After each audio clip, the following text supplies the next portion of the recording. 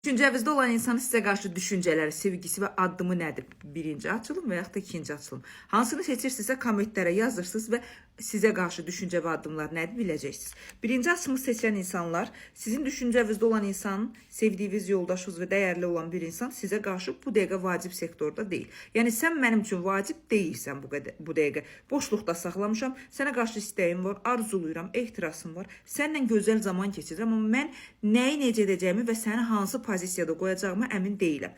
Düşüncəvinizdə olan insan böyük ehtimal tək deyil. Ya yoldaşı var, ya sizlə paralel kimisə aparır. Çünki mən təkliyi və bir insana asıllığı deyir sevmirəm. Və kimisə tabeliyində olmağı sevmirəm. Sənin istədiyin zaman hər şeyi edə bilmərəm. Mən istədiyim zaman sənə doğru gələcəm, səninlə əlaqədar aktivləşəcəm. Mən şöhrətpərəstliyi, rahatçılığı, göz önündə olmağı və belə deyim də azadlığı sevirəm düşüncəsində olacaq. Siz onun üçün dəyərsiz deyilsiniz düşüncəvinizdə olan insan, amma sizlə əlaqədar olaraq böyük qərarlar vermək istəmir. Çünki onun üçün ətrafın fikir, düşüncələri daha çox önəmlidir.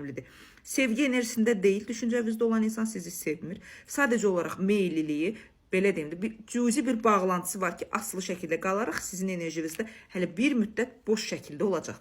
İkini seçən insanlar, düşüncəvinizdə olan insan tamı-tamına sizə saplantılıdır. Yəni, həm psixoloji olaraq saplantılı insandır, danışığı ilə, düşüncəsi ilə sizi incidə bilər, həm stabiliyinizi, həyatınıza müdaxilə edə bilər. Sizi sevən bir insandır, ikini seçən insanlar. Amma bu sevgi, bilirsən necə sevgi, bilirsiniz necə sevgidir, yarımçıq sevgidir. Yəni, səndən aslıyam, səni qısqanıram, mən hər şey edə bilərəm, sən heç bir şey edə bilmərsən. Bax, düşüncəvinizdə olan insan sizə qarşı addımı budur. Zamanı səndən idarə eləmək istəyirəm, səndən bütövlənmək istəyirəm, səndən dünyanı əldə etmək istəyirəm. Amma mən bir müddət azadlıqda qalıb, sonra sənə doğru gəlmək istəyirəm. Düşüncəvinizdə olan insanın psixoloji problemi olan bir insandır. Bu, onun ailəsindən əlaqədar ola bilər, keçmişindən, uşaqlığından əlaqədar ola bilər, psixoloji problemi olan bir insandır. Amma düşüncəvinizdə ikini seçən insanlar, qarşı tərəf hər zaman sizi günahlandırıb, hər zaman sizi zaman çərçivəsində doğru addım hərəkət sizdən gözləyəcək bir vəziyyətdə olacaq. Yəni, mən əldə etmək istəyirsənsə sən çabala, mənə tabi ol.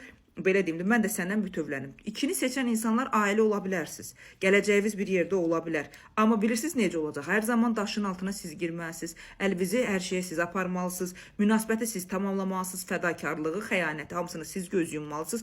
Bu insan sizə qarşılıq verəcək. Amma birinci addımı məndən gözləmə deyəcək. İkini seçən insanlarla gələcəyiniz bir yerdə olma şansı çox böyükdür. Amma burada çox böyük fədakarlıq, zaman və özünüzü verəcəksiniz. Seçimlərinizi düzgün şəkildə verin və inşallah xeyirli olar sizlərə.